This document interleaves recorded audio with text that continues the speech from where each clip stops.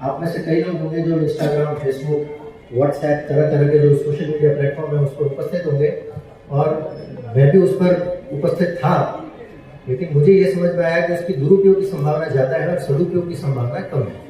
आजकल जो short clips का जो कल्चर चला है, जो रील्स देखते हैं, जो 10-15 सेकंड की रील्स होती है, उसने हमारा ध्यान बहुत कम कर दिया है। सादर प्रणाम करता हूँ। गुरुदेव की अनुमति से आप सभी को अभिनंदन प्रकट करता हूँ। आज के इस कार्यक्रम में उपस्थित सभी विद्यार्थी और प्रबुद्धजनों को मेरा राम राम, नमस्कार। चौथा प्रश्न आता है किताबों का, कि कौन सी किताब पढ़ें। तो मैं आप सबको बताना चाहता हूँ कि जो मैं यूपीएससी की परीक्षा दे रहा था उसमें ऑप्शनल लेना होता है, तो मेरा ऑप्शनल था इलेक्ट्रिकल इंजीनियरिंग।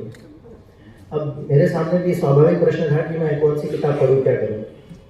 और कई बार मुझसे लोग पूछते हैं कि आपने यूपीएससी में कौन सी किताबें पढ़ी, तो इस प्रश्न का भी कोई जवाब नहीं है।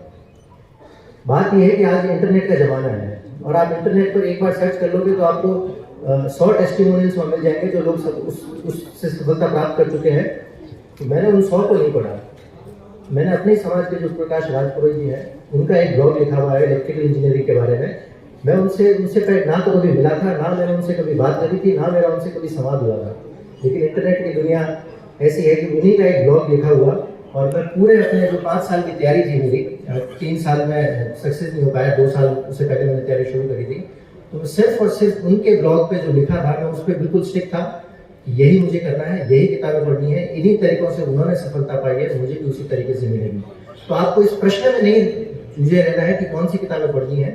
आपको इसका किताबें, एक विषय की 10 किताबें नहीं पढ़नी है, एक विषय की एक ही किताब पढ़नी है, उसी को बार बार आपको स्मरण करते रहना है। तो ज्ञान का भंडार बहुत है, लेकिन आपको लिमिटेड रहना है, यही मेरा आपसे कहना है। फिर 5वीं चीज मैं आपसे ये कहना चाहता हूँ कि आज कल इंटरनेट जो है उसका सदुपयोग करना बहुत जरूरी है। आप में से कई लोग होंगे जो इंस्टाग्राम, फेसबुक, व्हाट्सएप, तरह तरह के जो सोशल मीडिया प्लेटफॉर्म है उस पर उपस्थित होंगे और मैं भी उस पर उपस्थित था, लेकिन मुझे ये समझ में आया कि उसकी दुरुपयोग की संभावना ज़्यादा है और सदुपयोग की संभावना कम है। तो मेरा आप सबसे ये कहना है कि इंटरनेट जो है उसका सदुपयोग करना सीखो। और वहाँ वो ऐसा मायाजाल है जिसके अंदर आप कुछ करते करते कुछ और करने लग जाओगे और आपका ध्यान भटक जाएगा। खास करके जो आजकल जो शॉर्ट क्लिप्स का जो कल्चर चला है, जो रील्स देखते हैं, जो 10-15 सेकंड की रील्स होती है, उसने हमारा ध्यान बहुत कम कर दिया है। हम हर जानकारी को इतना संक्षिप्त करना चाहते हैं कि 15 सेकंड में हमें सारी जानकारी मिल जाए, लेकिन ऐसा संभव नहीं है। और ये मनुष्य की जो शरीर की रचना, जो उसके दिमाग की रचना है, उसके भी अनुकूल नहीं है। तो मेरा आपसे यही कहना है कि जो रील की दुनिया है उससे थोड़ा दूर रहो। जो विद्यार्थी जीवन है वो कम से कम विद्यार्थी को उनसे दूर रहना चाहिए। और ये जो मोबाइल लेकर के और अंगूठे से वो घुमाते रहते हैं, रील्स ऊपर नीचे करते रहते हैं, इससे आपको सतर्क रहने की आवश्यकता है, दूर रहने की आवश्यकता है।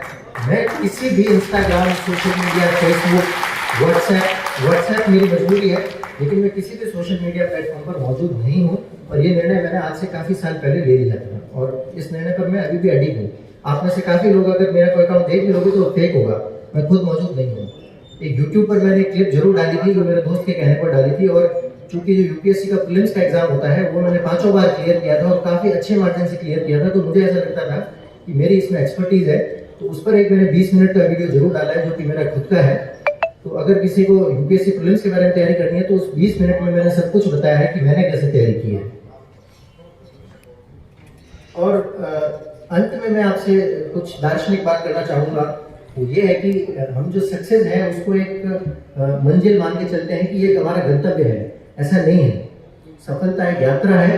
इस यात्रा का जितना आनंद लोगे, मंजिल मिलेगी या नहीं मिलेगी ये हमारा कार्य क्षेत्र नहीं है, ये ईश्वर को निर्धारित करना है। आप ये चीज़ ईश्वर को छोड़ दो, यही गीता का सार है, यही गीता का ज्ञान है, और उस पर सटीक रहोगे तो आपको कभी भी दुख की अनुभूति नहीं होगी। और जिंदगी में सबसे जरूरी चीज़ यही है। बहुत बहुत धन्यवाद। जय हिंद।